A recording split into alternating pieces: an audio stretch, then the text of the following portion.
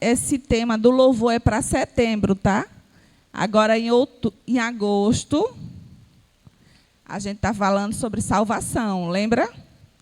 Nós entramos agora em agosto, hoje é dia 6. Então, esse mês que a gente está é salvação. O que a gente está conversando aqui é para setembro, ok? Eu quero colocar alguns pontos sobre o louvor que a tia Lani falou. Primeira coisa, um dos pontos importantes é a importância da harpa cristã. Nós, da Assembleia de Deus, temos esse manual de louvor há mais de 100 anos. Eu acho que foi esse ano ou foi o ano passado que a harpa cristã fez 100 anos, não foi? Foi esse ano. Então, nós temos um livro de louvores da Assembleia de Deus que a gente não pode deixar morrer. Então, para essa nova geração, é nossa responsabilidade não deixar os hinos da harpa morrer. Então, a gente precisa levar os hinos da harpa para as crianças. Combinado? Tem a cantora que...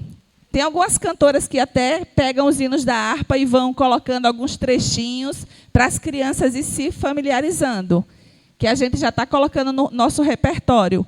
Mas também é importante a gente cantar os hinos originais da harpa. Então, sempre cantem os hinos da harpa com elas. A gente não pode deixar morrer os hinos da harpa. Esse é o primeiro ponto sobre louvor. Outro ponto importante, as meninas também comentaram, foram sobre enfatizar que o louvor independe da circunstância. Ela até deu o exemplo da filha dela, mas agora eu não quero cantar. Porque ela está vendo aquele momento que ela está triste ou chateada. Mas aí vocês precisam reforçar que o louvor independe da circunstância. Que, inclusive, você também colocou sobre Paulo e Silas cantou aonde? No momento alegre. Então, reforcem isso sobre esse louvor independe da circunstância. Então, você vai estar louvando a Deus mesmo em circunstâncias ruins, mesmo em circunstâncias tristes. Mais um ponto. Explicar o que está louvando. Gente, isso parece besteira ou simples, mas não é. Às vezes a gente canta para as crianças e acha que as crianças estão entendendo, mas muitas vezes elas não estão entendendo o que está sendo cantado. E às vezes até a gente não sabe o que está sendo cantado. Então a gente precisa saber o que a gente está cantando e também explicar às crianças o que está sendo cantado. Vou dar um exemplo. Aqui a gente cantou o hino: Cristo manda que subamos mais. Olhando para o mundo, desceremos mais. Porque subindo e descendo nunca chegaremos. Subamos olhando para Cristo cada dia mais. O que será isso? O que é que vocês acham que a criança vai entender? Cristo manda que subamos mais. É o quê?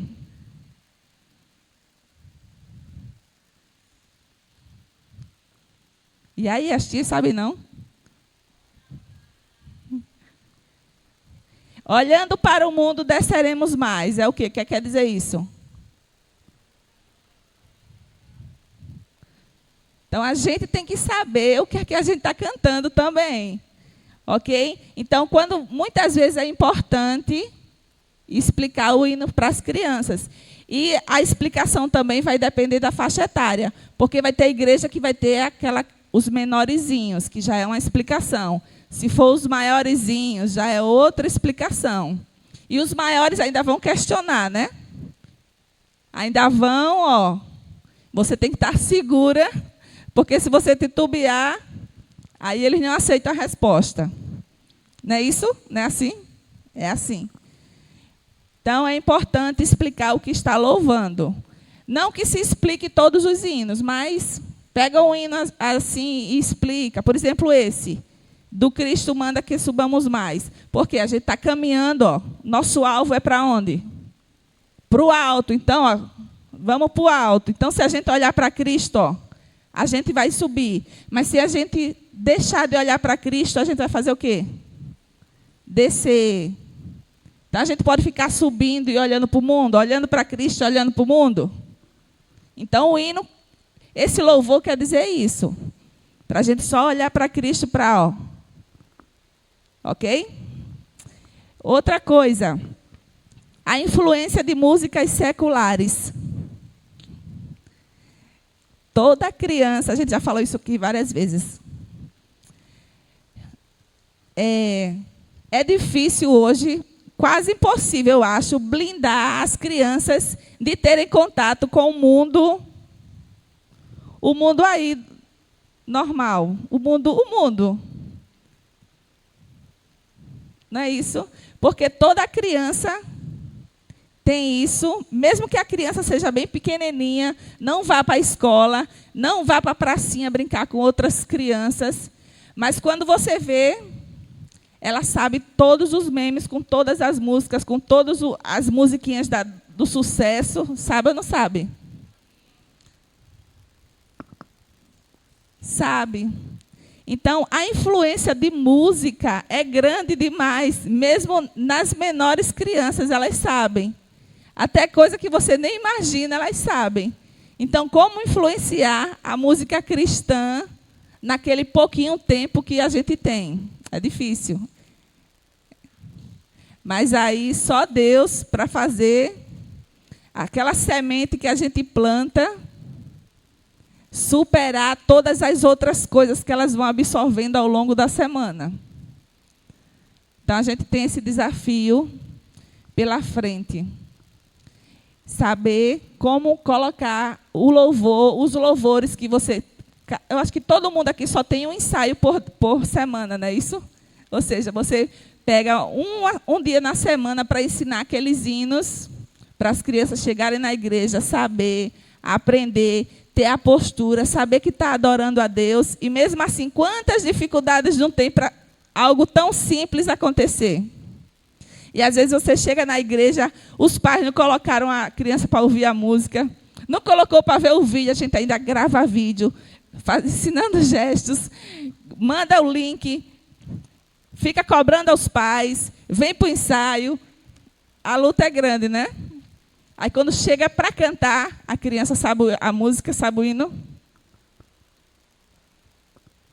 Não sabe. Ou então, às vezes, sabe, não quer cantar, ou assim, ou assim. Então, essa consciência do louvor, a gente não vai só falar no mês de setembro. A gente vai ter que estar... Como a gente está sempre louvando a Deus ao longo dos anos, a gente tem que estar sempre conscientizando a criança sobre como ela está louvando a Deus. Na igreja, no departamento. Porque, às vezes, a gente olha para as crianças que estão louvando assim, meu Deus, é um sofrimento, parece que estão sofrendo, né? Tem algumas crianças que estão assim, um cansaço, aquela coisa assim sofrida para levantar o braço para dizer, Senhor, é assim ou não é? Então, até os pequeninos, algumas vezes, estão assim, louvando relaxadamente para Deus. Sou eu que estou percebendo isso? Então, a gente precisa conscientizar essa importância do louvor. Que a gente está oferecendo o quê? Uma oferta para Deus. Então, a gente vai conversar. Conversem isso em setembro, mas vocês vão conversar isso, olha, até o resto da vida de vocês. Até eles crescerem e ir para os jovens, chegar outras crianças, aí vocês vão de novo, olha, ensinando. Aí para os jovens, aí chegar outras, assim até Jesus voltar. Nunca vamos parar de ensinar isso. Outra coisa é para vocês que escolhem os hinos. Tem hinos que é para determinadas coisas. E tem hinos que também não é para determinadas coisas. No departamento infantil, vou falar algumas coisas que a gente faz. Tarde alegre, círculo de oração, culto na salinha, culto com a igreja, culto na Santa Ceia, que as crianças cantam, culto de missões. Então, essa escolha dos hinos que você escolhe para o departamento infantil não cabe aqui em todos os cultos. O hino, por exemplo, Homenzinho Torto. Vocês colocariam para as crianças cantar na Santa Ceia? Tem certeza? Então, essa noção também vocês precisam ter. O hino para o círculo de oração das crianças. Vocês vão colocar um hino... Exatamente. E mexe para cá, e mexe para lá, e todas as crianças... Tem como um hino... É um hino das crianças? É um hino cristão? É. Mas tem como um hino desse ser do ciclo de oração? Não tem. Então, vocês que estão organizando o ciclo de oração, pensem também nesse detalhe dos louvores. Ok? No nosso repertório do departamento infantil, a gente tem todos os tipos de hino. Tem corinho, pequenininho, que a gente até cantou aqui. Tem os hinos maiores. Tem hinos mais agitados. Tem hinos para tarde alegre. Tem hinos para missões. Temos hinos para Santa Ceia. Então, a gente está tentando diversificar o repertório para a gente não chegar na Santa Ceia cantando Homenzinho Torto. Viu?